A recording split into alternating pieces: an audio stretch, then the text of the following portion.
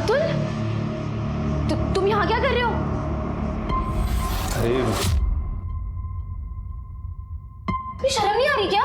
मैं तुम्हारे दोस्त की बहन हूँ।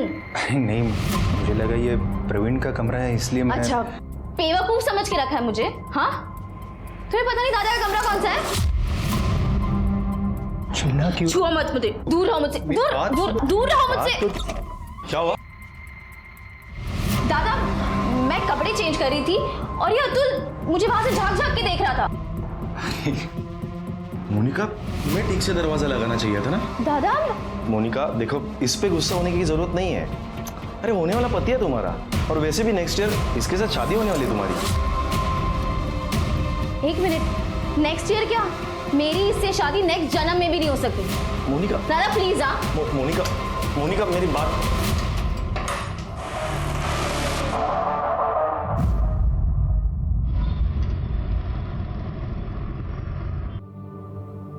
बाबा ये तो सामान जा रहे। हाँ। अरे अभिजीत, अरे घर का राशन खत्म हो गया है और लाइट का बिल भी नहीं भरा अभी तक। प्लीज थोड़े पैसे दे दो। इससे पैसे ले लेना। इस महीने का सारा खर्चा मैंने इसे पहले से ही दे दिया। क्या? पैसे? वो ना एक्चुअली सारे पैसे मैंने दोस्त के साथ एक स्कीम में इन्वेस्ट कर दिए। क्या? फिर किसी वाहियात काम में पैसे बिगाड़े होंगे तूने। बाबा, आप लोगों को कुछ पता है कि ये क्या करती है, कहाँ जाती है? बस अपने दोस्तों के साथ पार्टी और मजे करने में मेरे पैसे बर्बाद करती रहती है। आपके पास कोई हिसाब है? मैं आज के बाद पैसे नहीं देने वाला। अरे लहा नहीं थी, नादानी में गलतियां होती है। तू तो तीसरे आगे से लगलस, कुछ कर रही है ना वो। ऐसे में कभी फायदा कभी नुकसान होता है। तू क्या चाहता है, ये नकारी बैठी रहे? ये सिर्फ नुकसान करवा सकती है और मैं अपने मेहनत के पैसे इस तरह से बर्बाद होते हुए नहीं देख सकता। शोभा, अभिजीत सही बोल रहा है। मुझे बताओ, तुम कब तक कविता की गलतियों पर पर्दा डालती रहोगी? लगता है गांव की पुश्तैनी जमीन बेचकर ही गुजारा करना पड़ेगा अभी। जो करना है कर लो, पर आज के बाद मैं पैसे नहीं देना। अब तो घर जाने को भी डर लगता है। वही चिक चिक अनाप शनाप खर्चे, मेरी थोड़ी बहुत सैलरी भी कम पड़ जाती है। मैं कुछ मदद करूँ क्या? देख मोनिका, तुम अमीर हो, पर मैं इतना भी गरीब नहीं कि तेरे भाई से मदद लूँ। एटलीस्ट मेरी ये खुददारी प्लीज बची रहे। हाँ, लेकिन उस घर से मैं कंटाल गया हूँ। सोचता हूँ कि कहीं दूर चला जाऊँ। अभिजीत, तुम जहाँ भी जाओगे ना, मुझे साथ में लेकर जाओ प्लीज। लेट हो रहा है, हमें निकलना चाहिए ना। ठीक है, चल।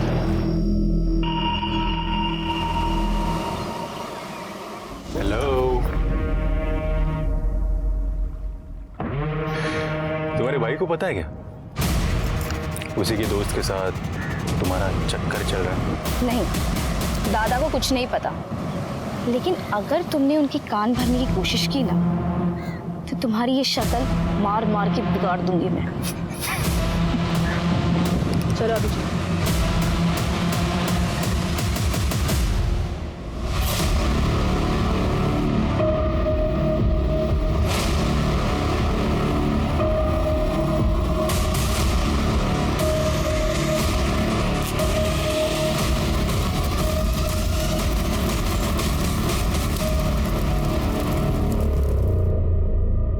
नमस्कार, मैं सोनाली कुलकर्णी क्राइम पेट्रोल 70 के इस नए अध्याय में आपका स्वागत करती हूँ। इस दुनिया में अगर किसी चीज को बुरी नजर से बचाकर रखने की सबसे ज्यादा जरूरत है तो वो है प्यार। हम सब अपने रिश्तों में प्यार और भरोसा चाहते हैं। यही चाहत और यकीन कई बार अचानक किसी हादसे का शिकार होकर खत्म हो जाता है और कभी कभी अपने इसी भरोसे के चलते हम खुद भी हादसों को न्योता दे बैठते हैं। इस केस में पुलिस के सामने सबसे बड़ा सवाल यही था कि जिसे पेट्रोल छिड़क कर जला दिया गया वो आखिर कौन था।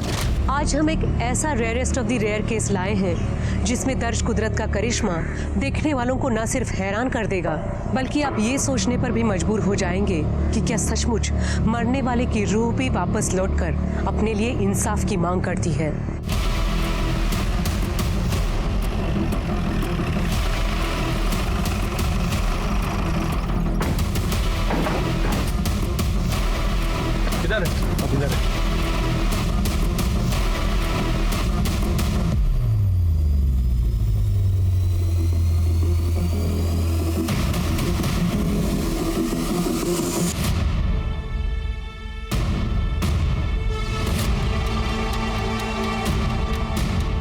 लाश पूरी तरह जल चुकी है। इस तरह तो इसकी पहचान करना मुश्किल हो जाएगा। पेट्रोल की स्मेल आ रही है। कर ले, बगा जरा। सर।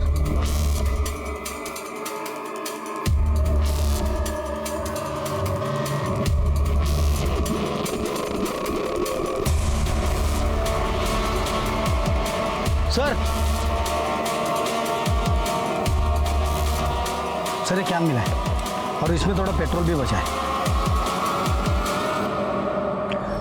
शिरके, फॉरेंसिक टीम को बुलाओ और हाईवे पे जितने पेट्रोल पंप्स हैं सबका सीसीटीवी फुटेज निकलवाओ। हो सकता है वहीं से कुछ मिल जाए। बघा जरा अजून काय सापडतंय का? सर।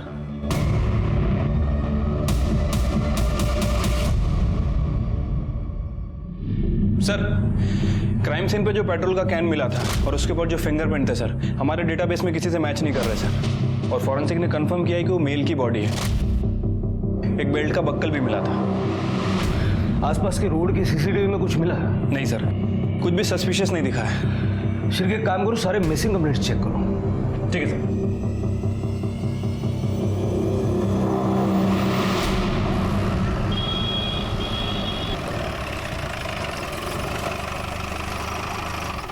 सर, जो डेड बॉडी हमें मिली थी उसकी पीएम रिपोर्ट आ गई सर। उसकी उम्र तकरीबन 25 से 30 साल के आसपास है। सर, उसकी मौत 14 जनवरी को शाम को 4 बजे से 6 बजे के बीच में हुई है और मौत की वजह इलेक्ट्रिक शॉक बताई जा रही है। मतलब पेट्रोल डाल के जलाने से पहले उसकी मौत हो चुकी थी? Right sir. उसके चेहरे पे काफ़ी फ्रैक्चर भी है सर, मतलब वो मुंह के बल गिरा था। लेकिन सर, उसके स्कल पे फ्रैक्चर क्यों है? अगर वो मुंह के बल गिरा था तो उसके सर के पीछे कैसे चोट लगी? और वैसे भी उसकी लाश हमें भारती नगर में मिली, जहाँ इलेक्ट्रिक शॉक लगने जैसा कुछ नहीं है। तो इसका मतलब है कि लाश को डिस्ट्रॉय करने के लिए वहां ले जाया गया था। वैसे सर, इस बॉडी की किडनी भी गायब है। किडनी स्कैंडल भी हो सकता है। पिछले महीने हमने एक किडनी नगेट पकड़ा था। काम करो शेखर, लाश के डीएनए सैंपल लेके जितने भी मिसिंग कंप्लेंट्स है ना, सबके रिलेटिव्स के डीएनए सैंपल्स लेके मैच करके देखो। हो सकता है इसकी पहचान करने में आसानी हो जाए। लेकिन सर, ऐसे बहुत सारे कंप्लेंट्स हमारे पास हैं और ये बॉडी उसी में से किसी की है, ये पता लगाने में बहुत टाइम लग जाएगा। लेकिन डीएनए मैच हुए बिना पहचान करना भी मुश्किल होगा। हो सकता है एक और किडनी नगेट का पर्दाफाश हो जाए। ठीक है सर।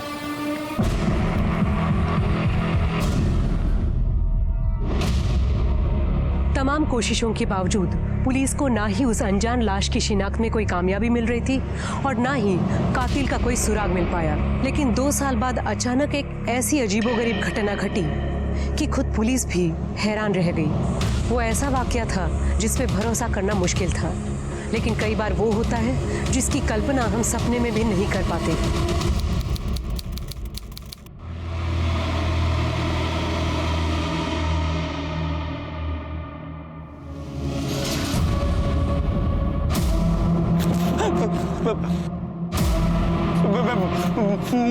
मुझे माफ कर दो, मेरा पीछा छोड़ दो। नहीं।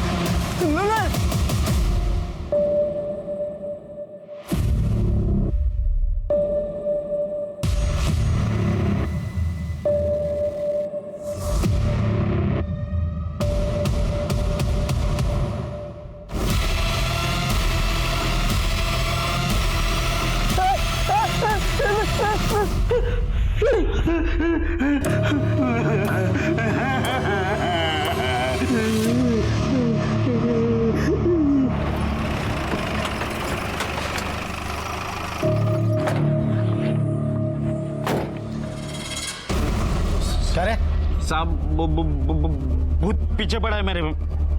अरे सुबह सुबह माल भूख क्या है क्या? क्या नाम क्या तेरा? बबन साहब, मैं सच कह रहा हूँ। वो दिन रात डरा था मेरे को। बोलते 2 साल पहले उसको किसी ने वो भगवती नगर में जला दिया था। उसको इंसाफ नहीं मिलेगा तब तक मेरा पीछा नहीं छोड़ेगा। सब मेरे को बचा लो साहब। वो थोड़ा पैसा मिलेगा, भूख लगा है। क्या रे, अच्छा तरीका निकाले तूने पैसा मांगने का। चल निकल कर दे। काय झालं? सर ये बोल रहा है कि 2 साल पहले भगवती नगर में किसी को जलाया था। हाँ साहब। उसका भूत इसको बार बार दिख रहा है। शिरके से मिलवा इसको। सर पण ये माल फुकणारे लोक आहेत। इन लोग कुछ भी बहाना बता के पैसा निकालते हैं, इग्नोर कर लो सर इनको. कळले मी म्हणतो तेवढं करा, शिर्केकडे नाही आता. सर चल रे.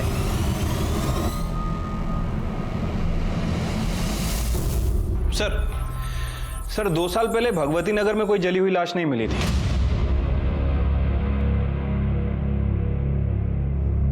भगवती नगर नहीं, भारती नगर.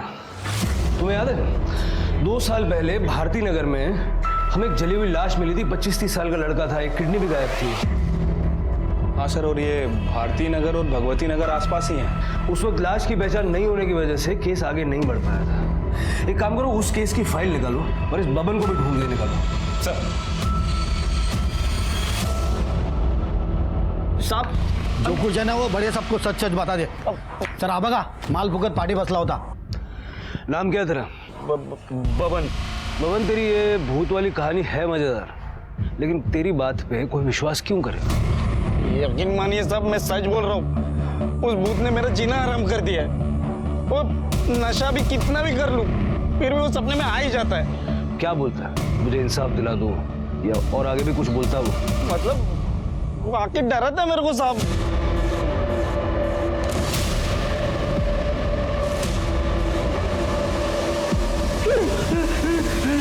मान लेते हैं तेरी भूत वाली कहानी सच है. कभी उसने कोई नाम बताया, किसने मारा, क्यों मारा, कुछ ऐसा बताया? हाँ साहब, अभिजीत. और कुछ? क्या हुआ, कैसे हुआ? अरे साहब मैं सच बोल रहा हूँ, मेरे को कुछ नहीं मालूम है साहब. मैं आपके हाथ जोड़ता हूँ, मेरे को इस भूत से बचा लो.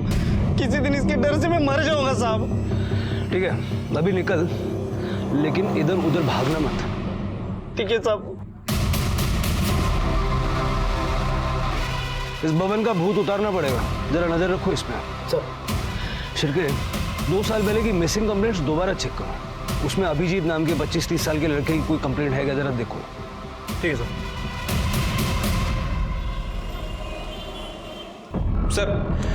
सर 2 साल पहले अभिजीत नाम के लड़कों की 4 मिसिंग कंप्लेंट दर्ज हुई थी. सर उसमें से 2 की उम्र महज 10 से 15 साल है और बाकी के 2 की उम्र 40 से 60 साल. सर मुझे लग रहा है कि हम इस नशेड़ी बब्बन की बातों को कुछ ज़्यादा ही सीरियस ले रहे हैं. मतलब सर ऐसा तो केवल फिल्मों में होता है कि लाश खुद सपने में आती है और उसे किसने मारा है खुद बताती है. बात तो तुम्हारी सही है शिरके, लेकिन इस अनसॉल्व्ड केस के लिए बबन की कहानी एक ब्लाइंड लीड की तरह है. मुझे नहीं लगता हमें चांस लेना चाहिए. एक लास्ट ट्राई करके देखते हैं. ठीक है सर, बताइए फिर क्या करना है. एक काम करो, भारती नगर में जहां हमें वो जली हुई लाश मिली थी ना, उसके 25 किलोमीटर के रेडियस में 25 से 30 साल की उम्र के अभिजीत नाम के जितने भी लोग हैं, सबकी एक लिस्ट बनाओ. देखो उनमें से कोई मिसिंग है क्या. Okay sir.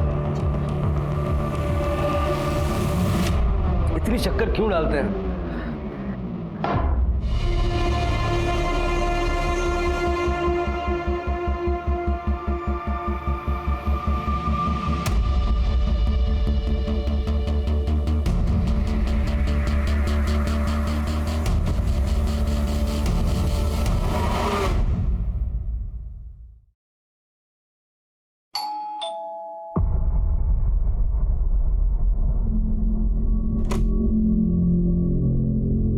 चंद्रकांत यादव का घर यही है? हाँ. बाबा. काय ग? पुलिस साहब आप यहाँ? घबराइए मत, हम लोग बस जनरल इंक्वायरी के लिए आए हैं. अभिजीत नाम का लड़का यहीं रहता है? रहता था साहब. अभिजीत मेरा बेटा है, लेकिन 2 साल पहले वो घर छोड़कर चला गया है. वो अभी तक नहीं लौटा है. 2 साल पहले आपका बेटा घर छोड़ के चला गया और आप लोगों ने कोई मिसिंग कंप्लेंट ही नहीं की? क्या कंप्लेंट करते साहब, वो खुद घर छोड़कर चला गया. फिर उसने एक मैसेज भी लिखा कि वो नहीं आएगा वापस. हमारा और उसका संबंध खत्म. उसके बाद हमने उसका फोन भी ट्राई किया, लेकिन हमेशा बंद ही आया. साहब एक मिनट रुकिए.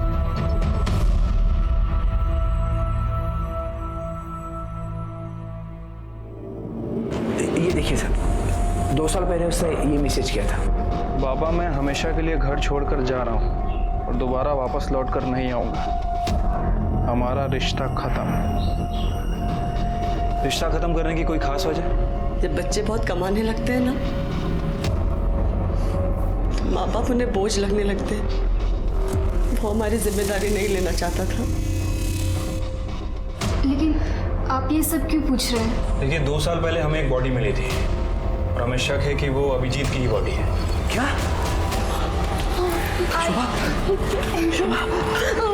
क्या बोलते हैं? रो मत। हो सकता है वो हमारा अभिजीत नहीं होगा।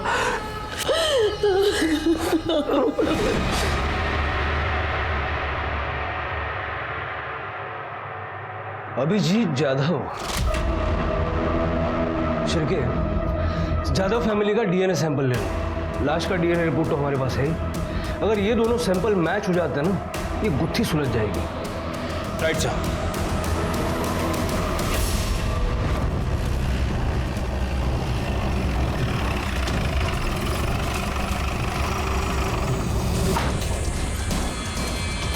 कहाँ जा रहे हैं आप लोग? साहब, वो जब से पता चला है कि अभिजीत का शायद खून हो गया है, तब से उसकी माँ की तबीयत बहुत ख़राब है। उसको डॉक्टर के पास ले जा रहा हूँ। ठीक है, लेके जाइए इन्हें। जी। लेकिन उसके बाद आपको हमारे साथ चलना होगा। आपके साथ क्यों साहब? डीएनए टेस्ट के लिए। डीएनए टेस्ट के लिए?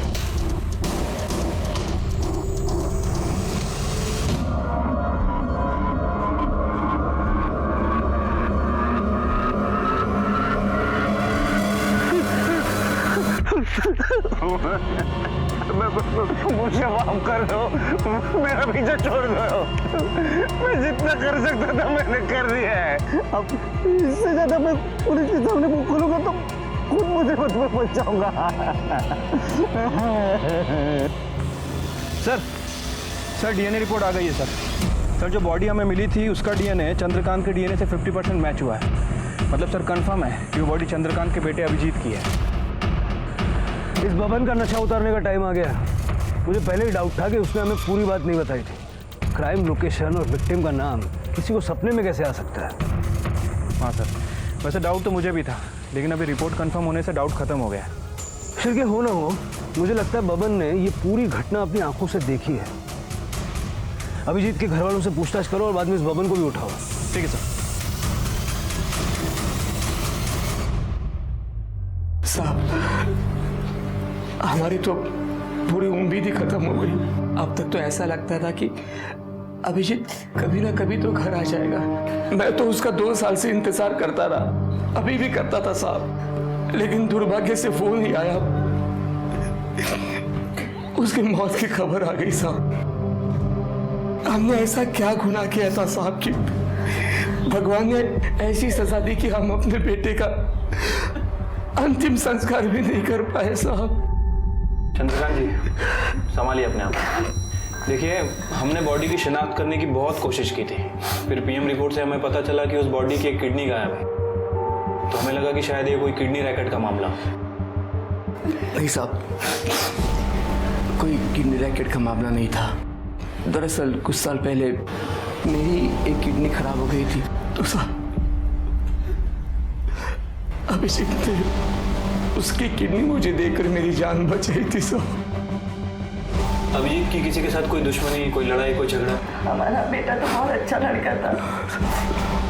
कुड़ी होता तो उसकी किसी के साथ क्या दुश्मनी हो सकती है? चल बैठ नीचे। बबन, तुझे जो जो पता है सब कुछ बता दे, वरना जो तरीका हम अपनाएंगे ना, तेरे पीछे जो भूत पड़ा हुआ है ना, वो भी डर जाएगा। हाँ, मैं सच बता रहा हूँ, मेरे को जितना मालूम था मैंने सब बता दिया।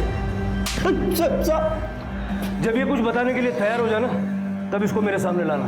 तब तक इसकी खातिरदारी करो। सर, साहब, नहीं साहब, नहीं, मैं बताता हूँ, सब बताता हूँ साहब, ये वो 2 साल पहले की बात है। मैं वो जंगल में बैठ के माल फूक रहा था साहब, और मैंने 2 जन को एक लाश को जलाते हुए देख लिया साहब।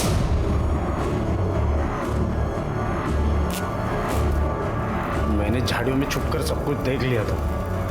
वो लोग जाते जाते एक दूसरे से बात कर रहे थे कि आज के बाद अभिजीत के बारे में कोई भी कुछ भी बात नहीं करेगा। बाद में वो लोग कार में बैठ के चले गए साहब। शक्ल देखी थी उनकी? गाड़ी कौन सी थी, कुछ याद है? नहीं साहब, चेहरे तो उनके ढके हुए थे, और वो गाड़ी बिड़ी का मेरे को कुछ नहीं समझता है। 2 साल बाद तुझे पुलिस के पास आने की क्या सूझी? पहले क्यों नहीं बताया? और ये अभिजीत की लाश सपने में आके डराती है, बताती है, ये सब नाटक करने की क्या जरूरत थी? वो ऐसा हुआ कि वो लोग जाने के बाद उस दिन मैंने नज़दीक जाके देखा था साहब। वो डरावनी लाश देख के मेरी तो बत्ती गुल हो गई थी साहब। उसके बाद से वो लाश रोज मेरे सपने में आने लगी। अगर तूने कुछ किया नहीं था तो तुझे डरने की क्या जरूरत थी? साहब, अगर मैं आप लोगों को ये बता देता कि वो लाश को जलाने का मैं गवाह हूँ तो आप लोग तो मेरे को ही पकड़ के पूछताछ करते ना। और ऊपर से ये कांड जो लोग ने किया था वो लोग भी मेरे जान के पीछे पड़े जाते। इसके लिए मैंने आप लोगों को आधा ही बात बताया। सर, ये अभिजीत के बारे में कुछ इन्फॉर्मेशन मिली है सर, एक कंपनी में सेल्स मैनेजर था, लेकिन उसने जॉब नहीं छोड़ी थी। जादव फैमिली के बारे में पूछताछ की? हाँ सर, उसकी बहन कविता के बारे में पूछताछ की है सर, उनका कहना है कि काफ़ी अय्याश किस्म की लड़की है, पैसे काफ़ी उड़ाती थी, देर रात तक घर से बाहर रहती थी, घर का सारा खर्चा अभिजीत ही चलाता था, और इस बात को लेकर दोनों भाई बहनों में काफ़ी लड़ाई हुआ करती थी। लेकिन सर, अभी तक इस कविता के खिलाफ कुछ सस्पिशियस नहीं मिला है। शिर के कोई तो ऐसा होगा जिसको शक हो। सर, एक जरूरी बात पता चली है। हमने अभिजीत के 2 साल पुराने कॉल रिकॉर्ड चेक किए, उसमें एक नंबर मिला है जिसपे वो लगातार बात करता था। सर ये देखिए, ये नंबर किसी मोनिका देशमुख के नाम पर रजिस्टर्ड है। हमने उसकी लेटेस्ट लोकेशन भी पता किया, और ये मोनिका और अभिजीत दोनों एक ही कॉलेज से पास आउट हुए 2012 में। सर और एक बात, ये दोनों देर रात तक बात करते थे। सर, अभिजीत की मोबाइल की आखिरी लोकेशन करवे नगर की थी। करवे नगर से भारती नगर 10 किलोमीटर की दूरी पे, जहाँ पर हमें अभिजीत की लाश मिली थी। जरा पता करवाओ ये अभिजीत करवे नगर क्या करने गया था? सर, शिरके, ये मोनिका और अभिजीत का लेट नाइट बातें करना इस केस का इंपॉर्टेंट एस्पेक्ट हो सकता है। हो सकता है यहीं से कोई बड़ी लीड मिल जाए। इस मोनिका से बात करनी पड़ेगी।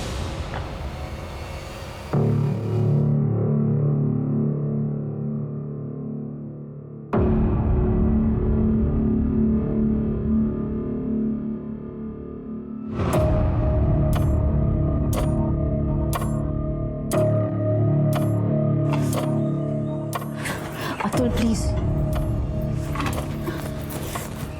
अतुल प्लीज, बहुत काम पड़ा है और मेरा मन भी नहीं है। मन नहीं है तो क्या मना करेगी मुझे?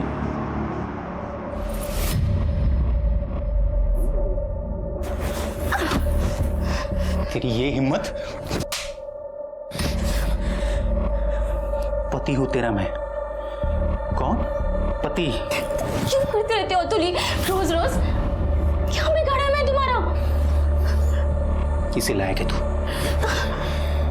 चल, अब ये हुलिया ठीक कर ले। 10 मिनट का काम है मेरा, मैं वो काम करके वापस आ रहा हूँ। उसके बाद अगर तू मुझे मेरे बेडरूम में मेरा इंतजार करते वक्त नहीं मिली ना, तो तेरा हुलिया नहीं, तेरा चेहरा भी बिगाड़ दूंगा मैं।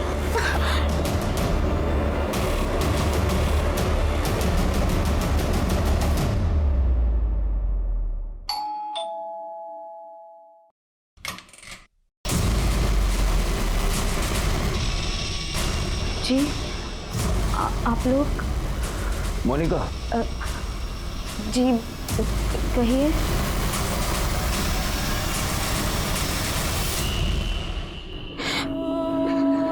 मुझे अभी भी यकीन नहीं हो रहा कि अभिजीत इस दुनिया में ही नहीं रहा। वो और आप देर रात तक बातें करते थे, सच है ना? हाँ, मैं और अभिजीत एक दूसरे से बहुत प्यार करते थे। हम शादी भी करने वाले थे, लेकिन फिर वो गायब हो गया। उसने मुझे मैसेज भी किया था कि मैं उसे भूल जाऊं, फिर भी मैं उसे लगातार मैसेज करती रही, कॉल करती रही, लेकिन उसका फोन बंद था। अच्छा, अभिजीत की किसी के साथ कोई दुश्मनी थी, कोई लड़ाई झगड़ा? देखिए, हमसे कुछ छुपाने का फायदा नहीं है, जो भी है साफ साफ बताइए।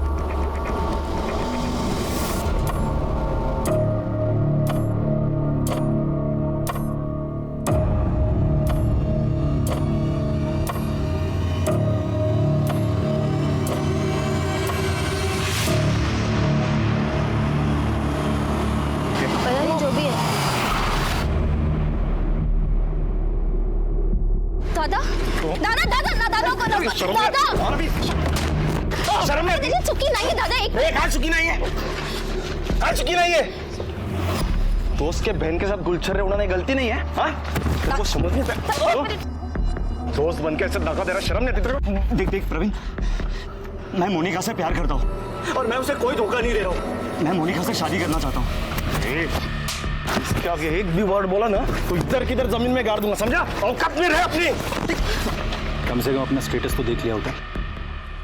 अमीर लड़की दिखे नहीं, फंसाना शुरू। दादा नहीं दादा नहीं। हम दोस्त है इसलिए तेरे को जिंदा छोड़ रहा, समझा? औकात नहीं भूलने का अपनी, समझा? चल चल अंदर, भूलने का नहीं। हाँ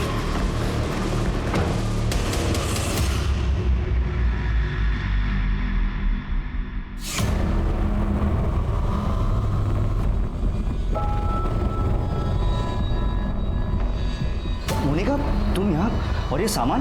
मैंने अपना घर छोड़ दिया है। पर इससे तो प्रवीण और भी नाराज हो जाएगा। अब चाहे जो भी हो जाए अभिजीत, मैं यही रहूंगी। और तुमने मुझसे शादी का प्रॉमिस किया था, उसका क्या हुआ?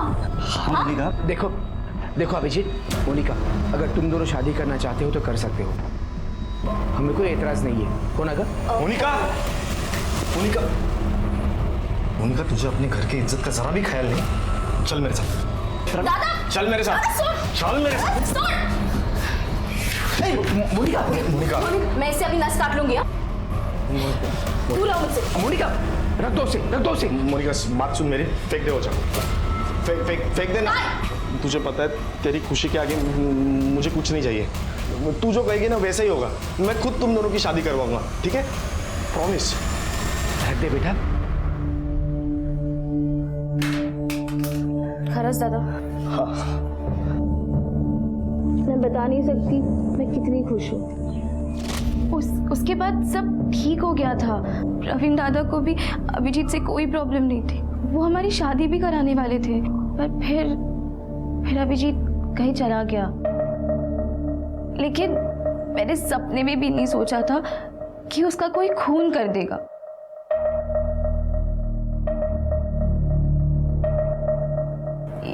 ये मेरे पति है अतुल।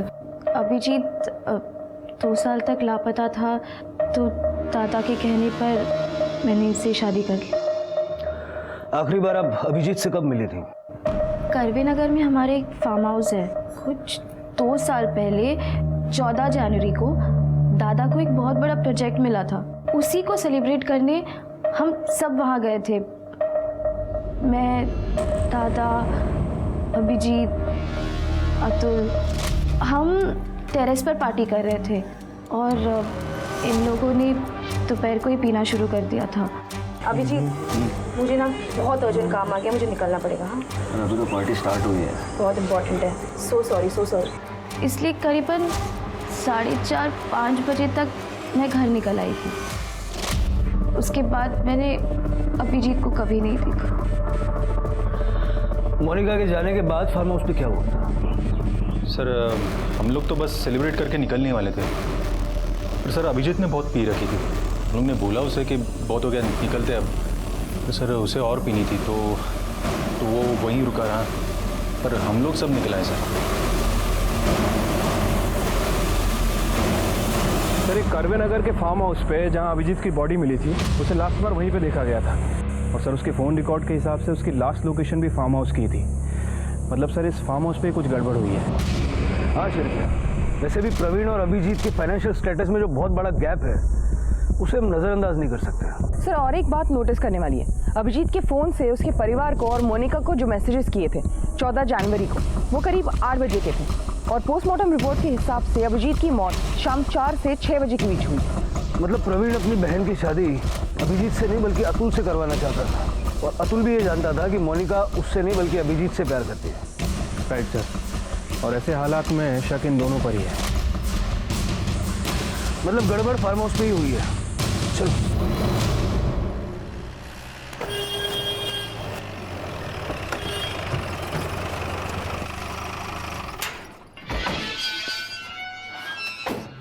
देशमुख फैमिली का फार्म हाउस है नहीं? हाँ सर।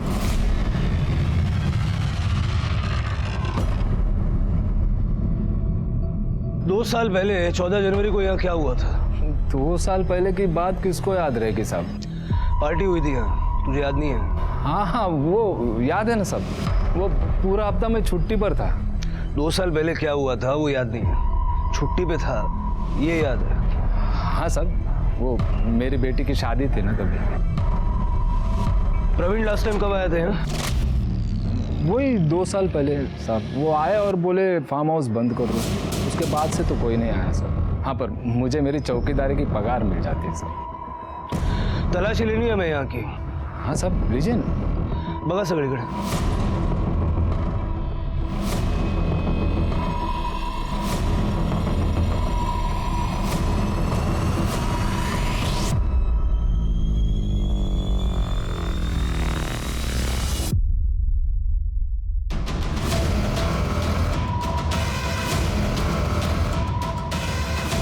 शिरके, कुछ मिला क्या?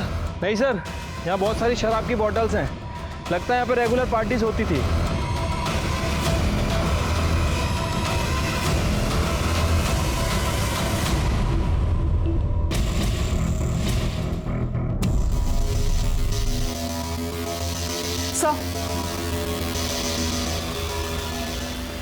सर ये आईडी कार्ड मिला है इस पर्स में। अभिजीत जाधव।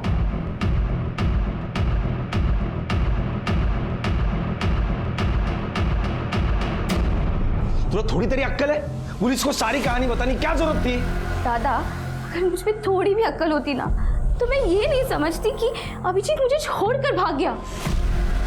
लेकिन उसके साथ जो हुआ वो कितना बुरा हुआ। अरे जो हुआ उसका मुझे भी दुख है, लेकिन अब क्या करूं? दादा, हमें अभिजीत को इंसाफ दिलाने के लिए पुलिस की मदद करनी चाहिए।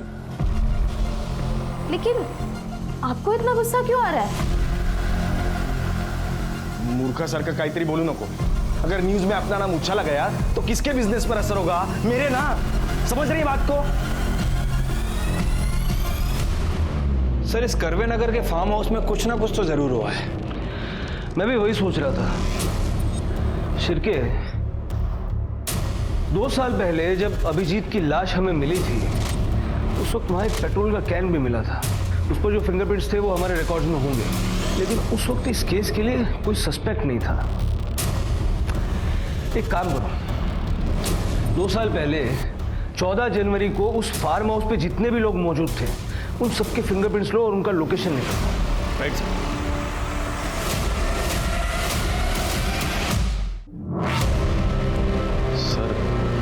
अभिजीत हमारा दोस्त था सर।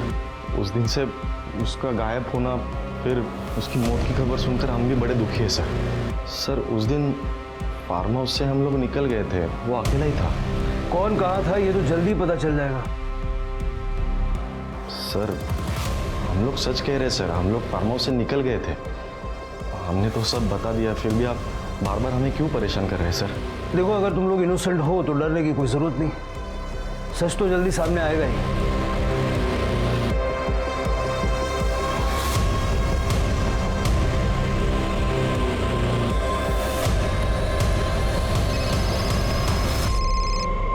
आज के सर, फिंगरप्रिंट रिपोर्ट आ गई है। सर, पेट्रोल के डब्बे पे जो फिंगरप्रिंट मिले थे वो प्रवीण और अतुल से मैच हो रहा है। मतलब खून इन्हीं दोनों ने किया है। Right sir. 14 जनवरी 2017 उस दिन के तुम दोनों के मोबाइल लोकेशन निकाले हमने। कहाँ के थे पता है? भारती नगर, जहाँ अभिजीत की लाश को जलाया गया। वहां हमें पेट्रोल का कैन भी मिला था, उस पे तुम दोनों के फिंगरप्रिंट्स हैं। सर, हमारा यकीन कीजिए, हमने अभिजीत को नहीं मारा।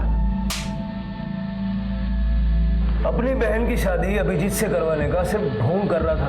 तू चाहता था कि तेरी बहन की शादी अतुल से हो, और आखिर में तुम दोनों ने मिलके अपने मन की हसरत पूरी कर ली।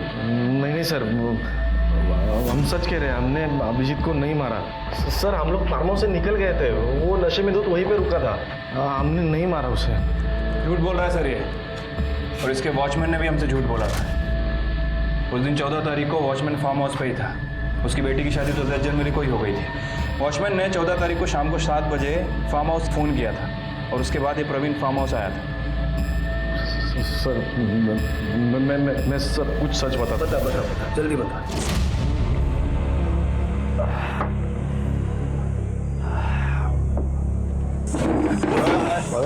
गिरा देगा सब कुछ यार। तू क्या कर रहा है यार? जो चढ़ गई है। आराम से।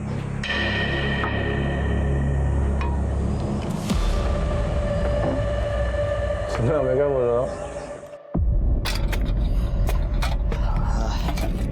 अरे क्या कर रहे हैं यार? अबे ऊपर मत जा अभिजीत। ओपन वायर है, शॉक लग जाएगा। अरे कुछ नहीं होगा यार, आजा। अरे पिया हुआ है, तू उधर मत जा भाई, नीचे आ जा। उस शाम हमारी पार्टी ठीक ठाक चल रही थी, लेकिन अचानक तब हमारे क्लाइंट का मुझे कॉल आया। अभी मेहता का कौन है? क्लाइंट अपना। हेलो, हाँ सर। हाँ सर, पहुँचता हूँ। ए भाई, हम लोग जा रहे हैं, आ रहे क्या तू? लेकिन वो आने के लिए तैयार ही नहीं था। फिर हम लोग निकल गए। फिर 1-1.5 घंटे के बाद वॉचमैन का मुझे फ़ोन आया। उसने मुझे बोला कि वो अभिजीत ज़मीन पर गिरा है, मर चुका है। फिर हम लोग तुरंत वहाँ पे गए और देखा कि वो जलने की बू आ रही है। मतलब वो ओपन इलेक्ट्रिक वायर का शॉक लगा होगा, ये ऊपर से नीचे गिर गया। हाँ, ऐसे ही हुआ होगा ना? मुझे लगता है पुलिस को बोलना पड़ेगा यार। दिमाग तो ठीक है तेरा। इसका और मेरा झगड़ा हुआ था, सबको पता है। पुलिस को पता चलेगा तो सबसे पहले मुझे उठा लेंगे। फिर क्या करें? एक काम करते हैं, इसके बॉडी को ठिकाने लगाते। फिर अतुल और मैं अभिजीत की लाश लेकर कार से भारती नगर गए और वहाँ पे उसकी बॉडी जला डाली।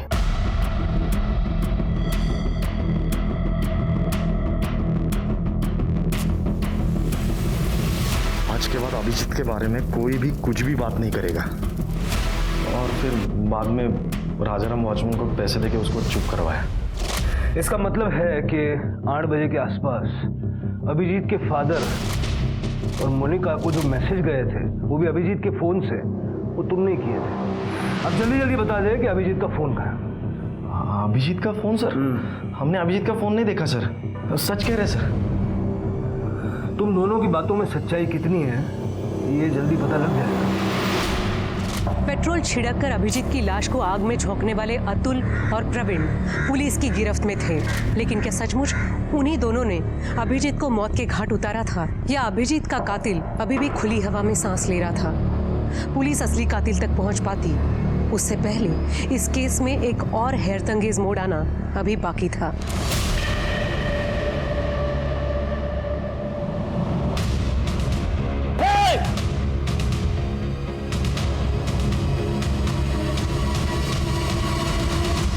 सर मैंने कुछ नहीं किया सर। चुपचाप बैठ। तेरे चूहे को बिल से निकाल लिया। ऐसे भाग रहा था जैसे इसे कभी पकड़ ही नहीं पाएंगे।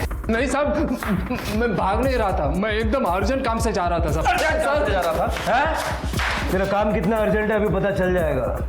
शिरके, इसके घर की अच्छे से तलाशी लो। अभिजीत के केस से जुड़ी कोई भी चीज हो ढूंढ निकालो। देखते हैं कब तक सच छुपाता है। ठीक है सर, चुपचाप बैठे रहे।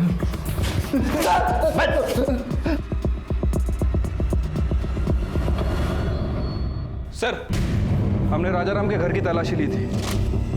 ये देखिए, 2 साल पुराना वीडियो मिला उसके फोन में।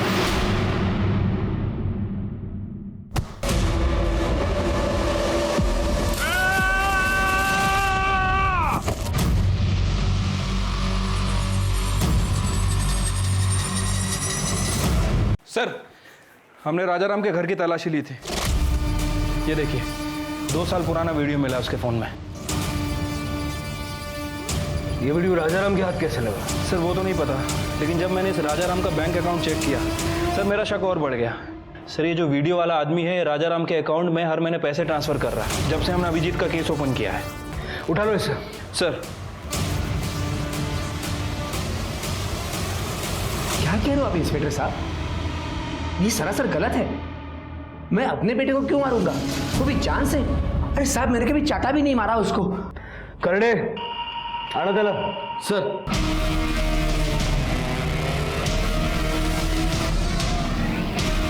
राजाराम, इस राजाराम के अकाउंट में गलती से पैसे चले गए।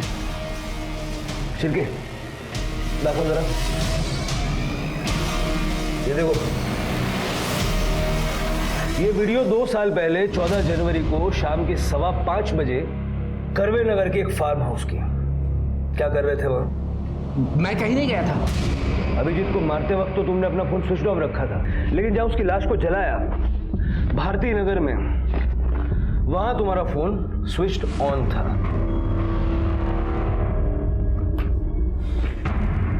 और एक और बात जो तुम हमें बताना भूल गए, लेकिन हमने पता लगा लिया। अभिजीत तुम्हारी पहली बीवी का बेटा है, शोभा का नहीं। इसलिए हटाया ना उसे रास्ते से। अब सीधे सीधे बताओगे या अपने तरीके से उगलवाएं? अभिजीत की माँ सरिता मेरी पहली बीवी थी। उसका देहांत हो गया। उसके बाद सरिता की बहन शोभा से मैंने शादी की, लेकिन अभिजीत को ये बात कभी नहीं बताई मैंने। लेकिन साहब मेरे एक रिश्तेदार से झगड़ा हो गया और उसने सारी बात अभिजीत को बता दी। उसको पता चला कि उसकी माँ उसकी सौतेली माँ है। तब से वो डिस्टर्ब हो गया साहब। ये कविता जो है वो मेरी और शोभा की बेटी है। पहले कविता और अभिजीत के बीच में भाई बहन का रिश्ता था, लेकिन ये बात समझने के बाद बाबा बर्दाश्त की भी हद हो गई है। जितनी भी जमीन बची है ना, उसमें इसका सिर्फ 20 से 25% है, बाकी सारा हिस्सा मेरा है। कुछ भी हो जाए, लेकिन मैं अपना हिस्सा इसके साथ नहीं बांटने वाला। घर में हिस्से को लेकर, प्रॉपर्टी को लेकर रोज झगड़े होते थे और उससे मेरी परेशानियां बढ़ती गई और मुझे मजबूरन अभिजीत को मारने का प्लान बनाना पड़ा। अरे हाँ भाई, मैं शाम तक फार्म हाउस में पहुंच जाऊंगा। अरे मैं श्योर 100% आ रहा हूँ। मैं दोपहर में वहाँ जाकर छिप गया था और मौके के इंतज़ार में था, और साहब वैसा मौका मिला भी। शाम के समय अभिजीत के एक दोस्त सब निकलने लगे। वॉचमैन भी किसी काम के लिए बाहर गया था और फिर सब मैंने मौके का फ़ायदा उठाया।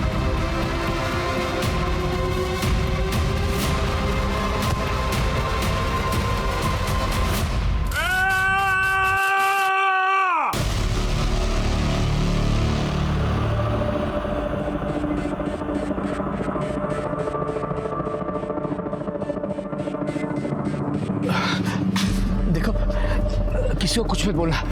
मैं तुमको ना ये पूरा रख लो, लेकिन किसी को बोलना नहीं है। मैंने अभिजीत की जेब से उसका फ़ोन निकाला और वही पास में छिप गया। वहाँ पर अभिजीत के 2 दोस्त हैं। एक काम करते हैं, इसके बॉडी को ठिकाने लगाते।